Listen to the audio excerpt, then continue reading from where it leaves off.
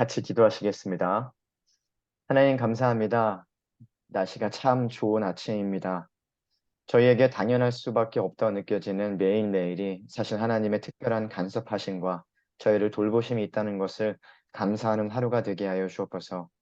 하지만 때로는 저희가 전혀 기대하지 않았거나 전혀 일어나지 않기를 바랐던 일들이 오는 그 순간들도 결국 하나님의 은혜라는 것을 감사할 수 있는 특별한 믿음도 더하여 주옵소서. 그렇게 저희 전생애 동안 단 한순간도 우리를 사랑하지 않은 날이 없으시고 단 한 번도 은혜를 베푸시지 않은 날이 없다는 온전한 믿음을 갖게 하사 이 땅에서도 하나님 나라를 온전히 경험하는 복된 저희를 낼 수 있도록 축복하여 주옵소서. 오늘도 교수님 말씀을 준비하였습니다.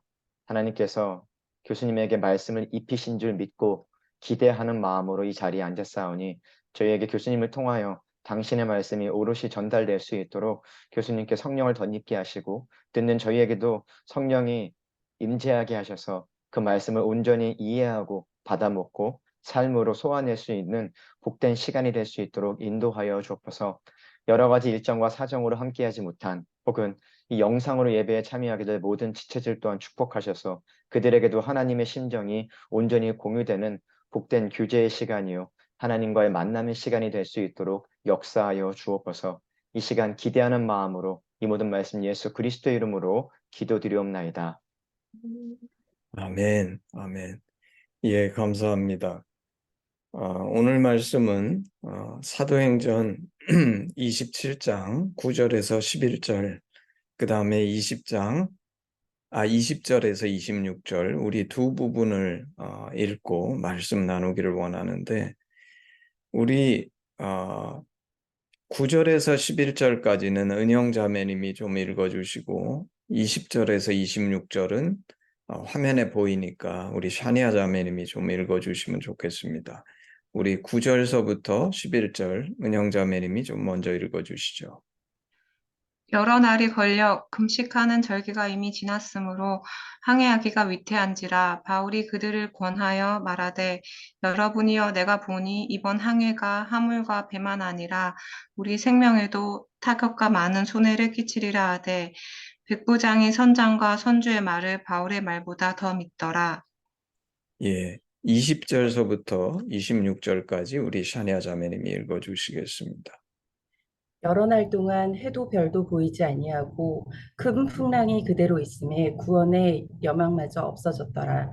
여러 사람이 오래 먹지 못하였음에 바울이 가운데 서서 말하되 여러분이여 내 말을 듣고 글에 대해서 떠나지 아니하여 이 타격과 손상을 면하였더라면 좋을 뻔하였느니라.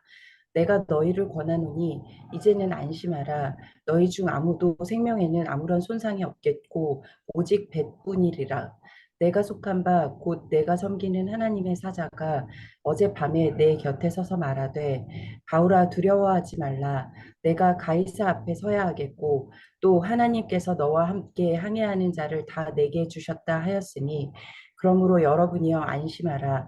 나는 내게 말씀하신 그대로 되리라고 하나님을 믿노라. 그런즉 우리가 반드시 한 섬에 걸리리라 하더라. 아멘. 아멘, 아멘.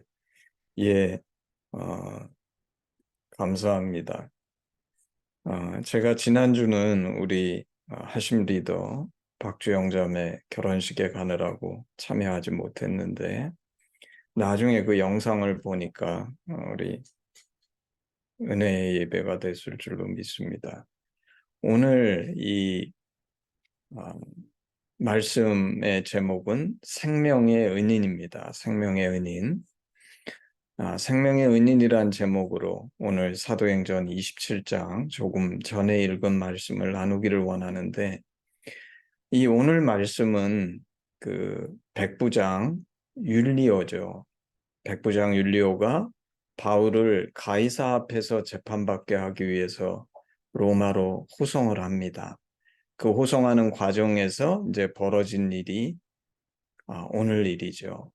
근데 오늘 이 사건은 하나님의 사람이 어떤 특권을 가진 것인지를 분명하게 보여주는 아주 특별한 말씀입니다.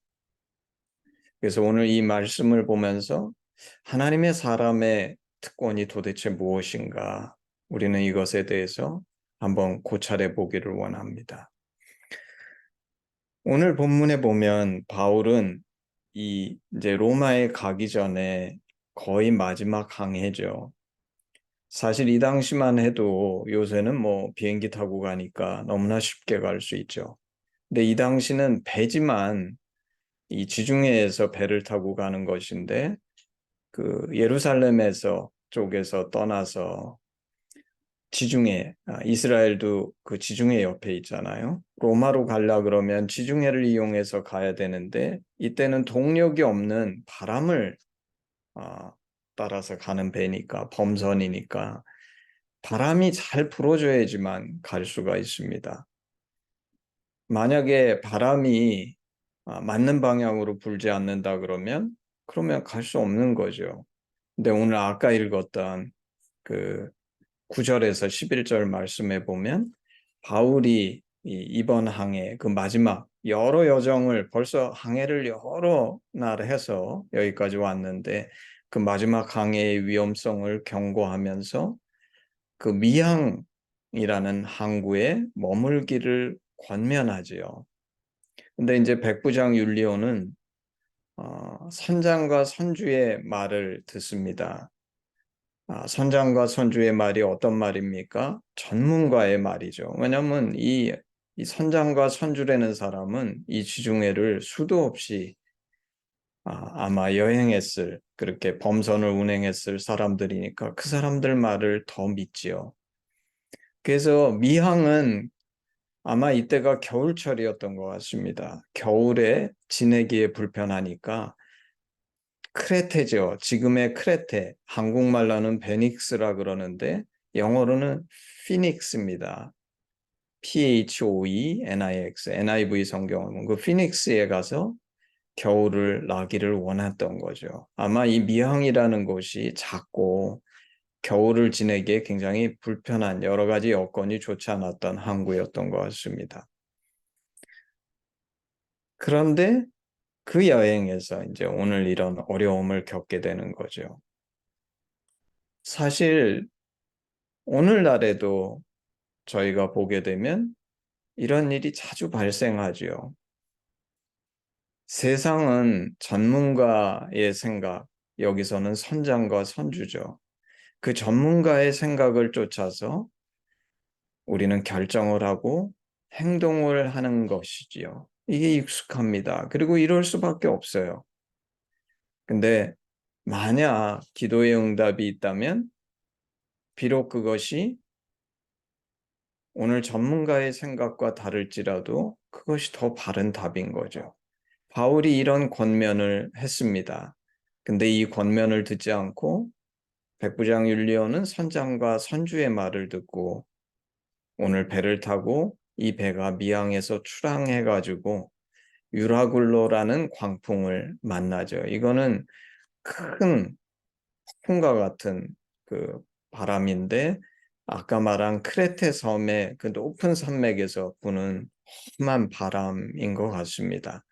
그래서 유라굴로라는 광풍을 만나서 배가 떠내려가면서 이제 이게 폭풍이 부니까 맑은 하늘이 아니고 하늘도 뭐 해도 보이지도 않고 달도 보이지도 않고 별도 보이지 않고 그래서 배가 떠내려가는데 이게 지중해 그리고 아마 연안 쪽에 가까우니까 이제 어디에 걸리거나 그러면 큰일이 나죠. 그래서 이제 배를 가볍게 해서 떠내려가야 되니까 배에 짐과 기구들을 다 내어버립니다. 그리고 이제 본문의 20절에서 26절 여러 날 큰 풍랑이 계속되며 구원의 여망이 없어졌다. 이렇게 표현되죠. 구원의 여망이 없어졌다는 게 무슨 뜻입니까? 다 죽는다고 생각한 것이죠. 그래서 20절에서 26절은 이런 상황에 처했을 때 바울이 한 말입니다. 바울이 그 배 안에 있는 사람들에게 이 얘기를 전해준 것이죠. 근데 오늘 이 20절, 26절의 그 말씀에 보면 바울은 하나님의 사자가 바울아 두려워하지 말라. 내가 가이사 앞에 서야 하겠고 또 하나님께서 너와 함께 항해하는 자를 다 내게 주셨다라고 말씀하셨다고 전해줍니다. 여기에 보면 이제 하나님의 사자, 그게 뭡니까? 천사죠. 천사가 나타난 이유가 뭘까요? 제가 생각할 때는 세 가지인 것 같습니다. 첫 번째는 바울아, 두려워하지 말라. 그 말은 바울이 두려워했다는 것이죠. 바울이 두려워하니까 천사가 나타난 것입니다. 그럼 바울은 무엇을 두려워했을까요? 오늘 아까 얘기했던 것처럼 구원의 여망이 없어졌으니까. 왜냐하면 거기 상황을 볼 때 모든 사람이 이제는 죽었다 이렇게 생각했다는 거예요. 아마 바울도 죽음에 대한 두려움이 있었을 수 있겠지요. 근데 사실 이미 바울은 예루살렘에 갈 때 죽음을 각오하고 간 사람입니다. 뭐 죽음을 각오하고 갔다고 해서 죽음이 전혀 두렵지 않을 수는 없겠죠. 그렇지만 이미 죽은 결심을 한 사람이기 때문에 죽을까 봐 무서운 것이 바울의 두려움의 근본 이유는 아닐 것 같습니다.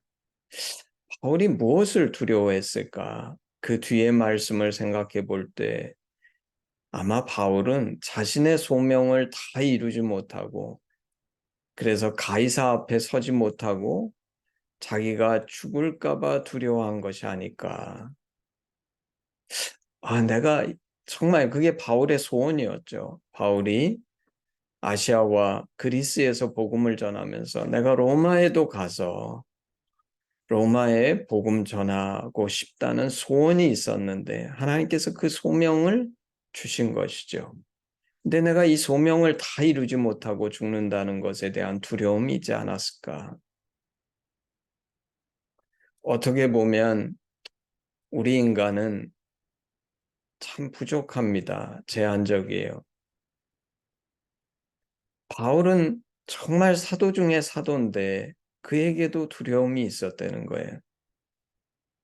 근데 참 감사한 것은 하나님께서 이런 바울에게 너는 사도 중에 사도요. 내가 네게 베푼 은혜가 이렇게 큰데 이렇게 얘기하지 않으시고 하나님의 사자 천사를 보내서 위로해 주시는 하나님, 나의 두려움에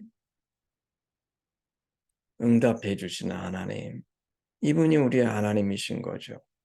그러면서 천사가 나타난 이유 두 번째는 소명을 확인해 줍니다. 천사가 내가 가이사 앞에 서야 하겠고, 만약 바울이 이것을 조금도 의심하지 않고 두려워하지 않았다면 이런 확인도 필요치 않았겠죠. 천사가 나타나서 이런 소명을 확인해 준 이유는 아마 바울이 이 소명을 다 이루지 못할까 두려워하지 않았을까 싶습니다. 그리고 천사가 나타난 세 번째 이유, 하나님께서 뭐라 그러시냐면 바울에게 너무나 놀라운 말씀을 하세요. 너와 함께 항해하는 자를 다 내게 주셨다. 이게 무슨 말입니까? 이 말을 다르게 표현하면 바울 때문에 너 때문에 너와 함께 이 배에 타서 항해하는 모든 사람을 생명을 구해줄 뿐만 아니라 그 생명을 내가 너에게 맡겼다. 이렇게 얘기하시는 거예요. 도대체 어떻게 이런 일이 있을 수가 있습니까? 우리는 하찮은 인간인데 나같이 부족한 인간에게 하나님께서 한 인간에게 너와 함께 항해하는 자를 다 내게 주셨다. 이거는 하나님만이 가지실 수 있는 특권인데 그 특권을 바울에게 나눠주시죠. 은혜의 하나님. 근데 더 놀라운 거는 나중에 오늘 읽지 않았지만 사도행전 27장 37절에 보면 이 배에 탄 사람의 숫자가 276명입니다. 거기에 바울도 포함되어 있을 테니까 바울을 빼면 275명이죠. 275명을 다 내가 너에게 주셨다. 하나님이 이렇게 얘기하시는 거예요.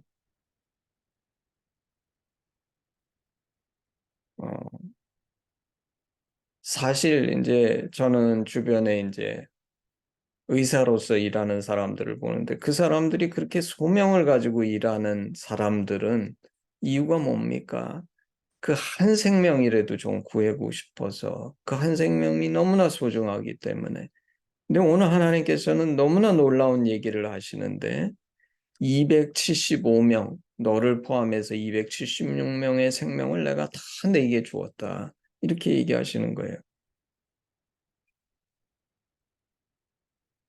그래서 사실 바울은 영혼의 구원자죠. 복음의 증거자가 무엇입니까? 영원한 생명을 주는 사람입니다. 영혼의 구원자인데 이 영혼의 구원자인 바울 때문에 276명 모두가 육신의 생명을 보존하게 되는 일이 벌어지죠. 근데 이거를 가만히 생각해 보면 너무 말이 됩니다.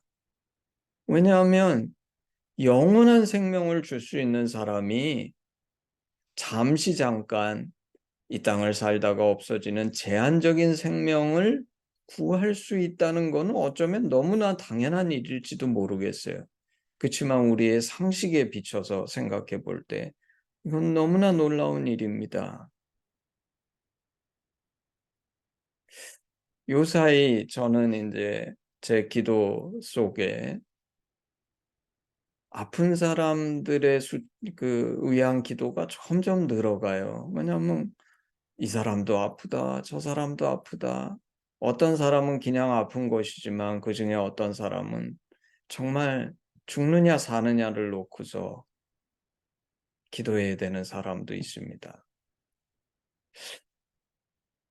저는 이걸 보면서 참 그렇구나. 우리 인생이라는 것이 무엇인지. 정말 인생에 있어서 가장 중요한 문제가 정말 죽음의 문제고, 아프다는 것도 죽음이라는 문제를 향해서 다가가는 거죠. 저는 열심히 기도하지만 사실 기도하면서 어떤 사람은 회복을 위해서 그냥 기도하고 하나님 낫게 해주세요 이런 사람도 있지만 어떤 사람은 하나님 이 사람 살려주세요 제가 기도하는 사람도 있습니다. 왜 기도가 그렇게 나오는지 모르겠어요. 근데 기도하면서 저는 하나님께서 저의 기도를 들어주실 거라고 기대하고 믿고 기도하지만 때로는 그러지 않을 수도 있다는 생각도 드는데 사실 오늘 그렇기 때문에 이 바울이 하나님께서 천사가 바울에게 나타나서 너와 함께 하는 자 275명을 다 내게 주셨다. 이 말이 너무나 놀라운 것이에요.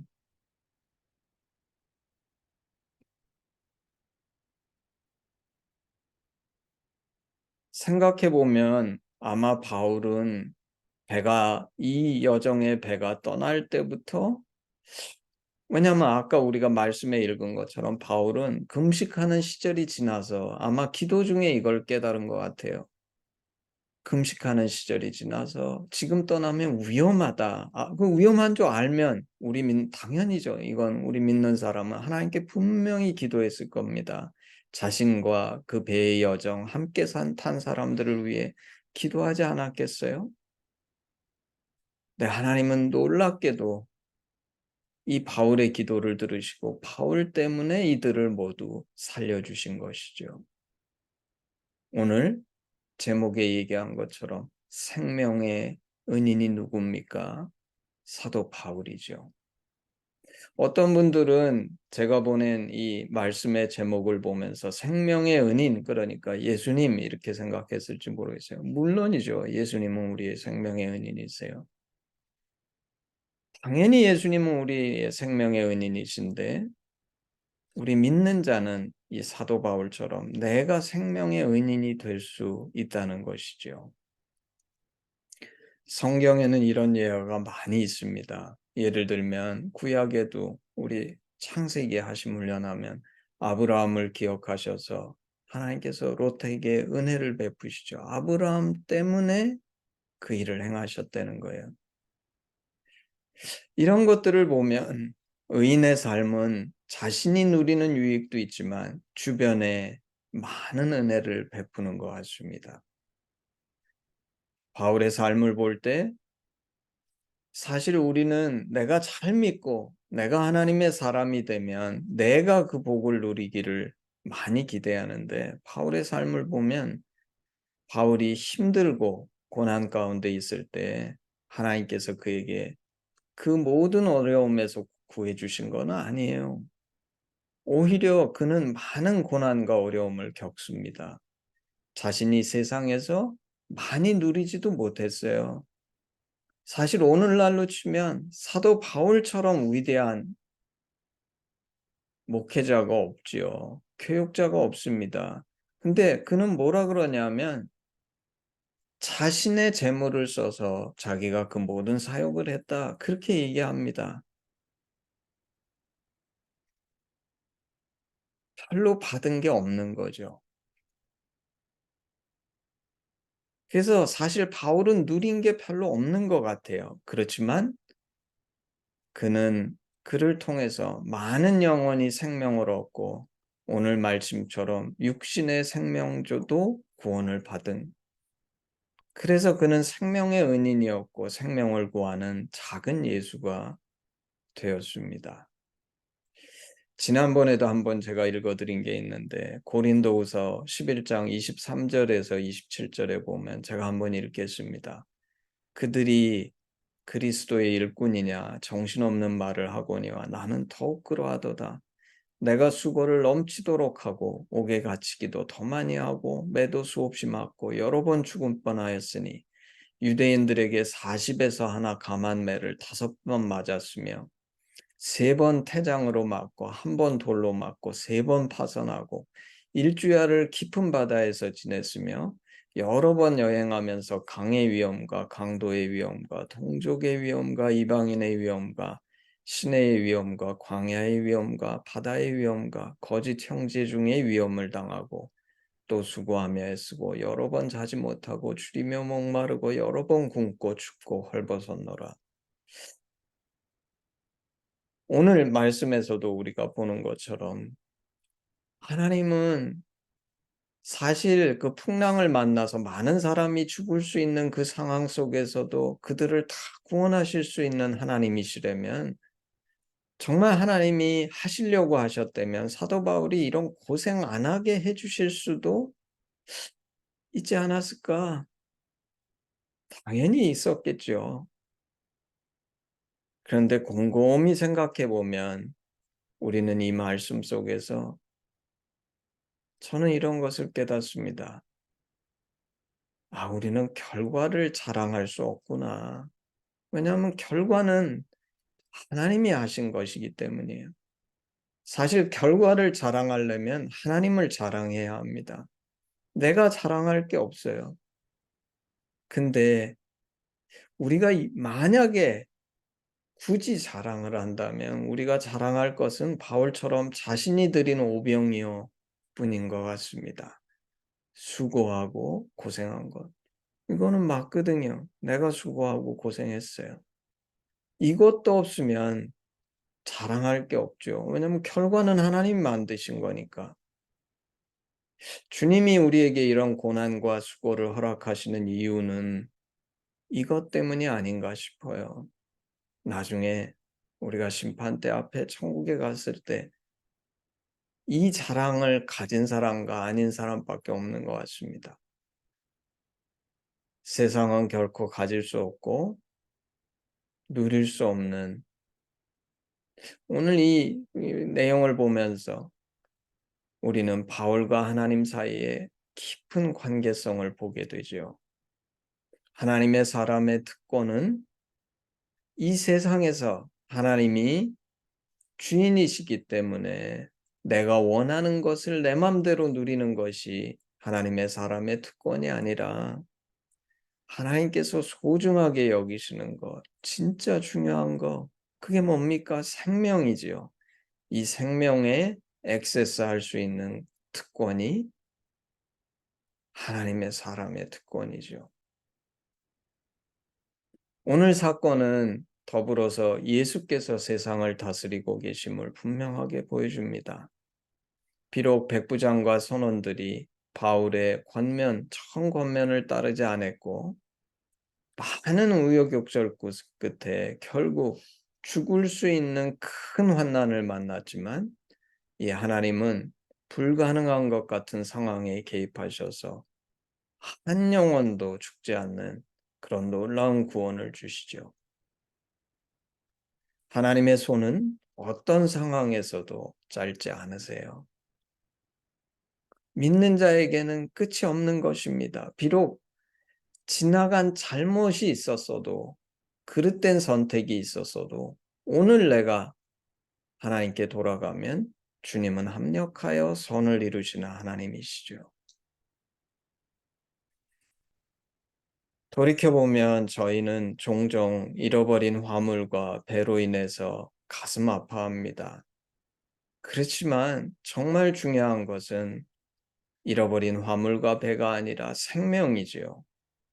하나님은 정말 중요한 것을 지켜주시는 겁니다. 그리고 믿는 우리도 이 관점을 잃어버리면 안 됩니다. 우리가 이 관점을 잃어버리면 작은 잃어버린 화물과 배로 인해서 시험에 들곤 하기 때문입니다. 분명한 것은 하나님의 사람의 특권은 영원한 생명을 주는 사람인 동시에 하나님과의 그 깊은 관계성으로 인해서 육신의 생명도 구할 수 있는 특권을 가진 사람이죠. 우리는 근시안적이고 이기적이어서 하나님과의 그 깊은 관계성을 나의 편안함과 유익을 위해 사용하고 싶어 하지만 진정한 하나님의 사람은 이웃을 위해 가장 본질적인 생명을 주는 사람, 다시 말해 작은 예수입니다. 우리 주님도 한 번도 당신을 위해서 당신의 능력을 쓰신 적이 없으세요. 바라기는 오늘 이 말씀을 통해서 우리 하심이 하나님의 사람의 특권이 무엇인지를 분명히 인식할 뿐만 아니라, 그리고 그것을 인식한다 그러면 이 하나님과의 그 깊은 관계성을 만드는 것에 나의 시간과 에너지와 노력을 투자하고 그 하나님의 관계성을 가지고 나의 유익을 위해서 이용하는 것이 아니라 오늘 사도 바울처럼 영혼을 구하고 생명을 구하는 그런 작은 예수가 되는 진정한 축복이 여러분의 삶 가운데 임하기를 주님의 이름으로 축복합니다. 아멘, 아멘. 우리 헌신 찬양하겠습니다. 1절만 하겠습니다. 헌신 찬양 1절. 내게 있는 모든 것을 아낌없이 드리네. 사랑하고 의지하며 주만 따라 살리라. 주께 드리네. 주께 드리네. 사랑하는 구주 앞에 모두 드리네. 아멘. 기도하겠습니다.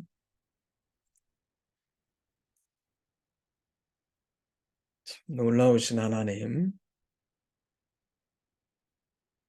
하나님은 우리 인간이 무엇인가인데 우리를 친구 삼으시고 정말 그 하나님과 교제하며 교통하게 하시고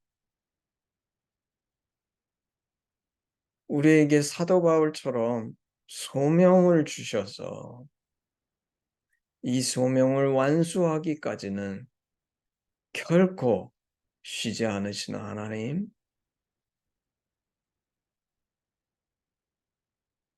그 소명의 주체인 사도 바울조차도 두려워하며 의심했지만 하나님은 신실하셔서 그 사도 바울의 위로를 주시고 힘을 주시고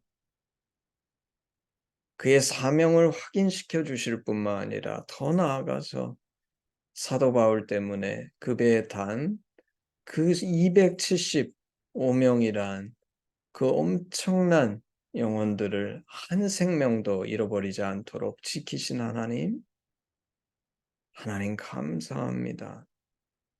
기도하기는 우리의 인생이 그저 내가 무엇을 먹고 무엇을 누리고 어떻게 이 땅 가운데서 편안하게 살았느냐를 따지는 삶이 아니라 사도 바울처럼 진정한 생명, 영원한 생명을 나눠줄 뿐만 아니라 나 때문에 나의 주변과 이웃들이 이 복을 누릴 수 있는 그러므로 나와 하나님과의 그 관계성이 영혼들에게 축복이 되는 그런 축복된 복의 근원의 삶을 살 수 있도록 하나님 저희 각 사람을 축복하시고 이 예배에 동참하는 한 영혼들을 축복하여 주시옵소서. 감사드리며 예수님의 이름으로 기도했습니다. 아멘. 헌신 기도문으로 우리 예배를 마치겠습니다. 아바, 아버지, 예수님의 죽으심과 부활하심으로 우리를 향한 당신의 사랑을 확증하시고 예수 안에 성령으로 당신과 하나 되게 하시니 감사합니다. 구하오니 우리 공동체가 당신 안에 더욱 하나 되게 하시고 우리를 온전케 하사 대한민국과 열방 가운데 당신의 심정이 더욱 증거되게 하시옵소서. 나라와 권세와 영광이 아버지께 영원히 있사옵나이다. 아멘. 아멘. 예, 예배를 마쳤습니다.